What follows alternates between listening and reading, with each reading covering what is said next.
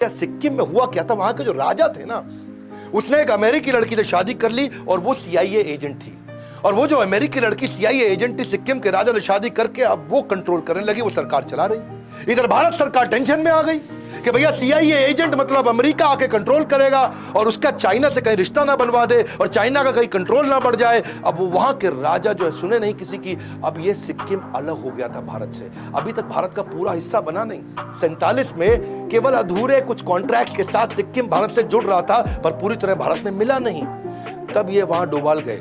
वहां जाके क्या देखा, उधर की local party Sikkim national Congress party, उनको पकड़ लिया और वहां उनसे दोस्ती करी, उनके लीडर्स को अपने साथ रिश्ता उनका जोड़ा और पूरे सिक्किम के अंदर बोला कि तुम्हारे राजा तो तुम्हारे को कुछ मदद नहीं कर रहा है, तुम्हारा राजा तुमसे टैक्स वसूलता है, तुम्हारा सपोर्ट नहीं करता।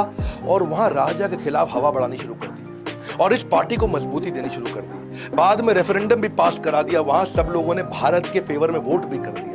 अच्छा, वहां राजा और इनका प्रधानमंत्री जब ये बना, वहां का सिक्किम नेशनल कांग्रेस पार्टी, इनका आपस में झगड़ा करा दिया। मैं बता रहा हूं आपको, बुद्धि बल पे भारी पड़ती है, हथियारों की लड़ाई जिंदगी भर लड़नी पड़ती है। और ये क्या किया, इनका आपस में झगड़ा। अब प्रधानमंत्री और राजा आपस में झगड़ा करें, राजा ने अब अटैक करने की कोशिश करी, प्रधानमंत्री ने यहाँ पे हमारे देश के प्रधानमंत्री को बोल दिया। तब सिक्किम का प्रधानमंत्री माना जाता था, तो हमारे देश के प्रधानमंत्री को बोला भैया मेरी मदद करो। और देश के हमारे प्रधानमंत्री उस समय तुरंत डोभाल के कहने पे सेना भेज दी और राजा के पूरे महल को कब्जा कर लिया, राजा को कंट्रोल में कर लिया। राजा आए कंट्रोल में, गेम हो गया पूरा चेंज और सिक्किम को पूरे होशो हवास में राजा के वापस देश में मिला लिया।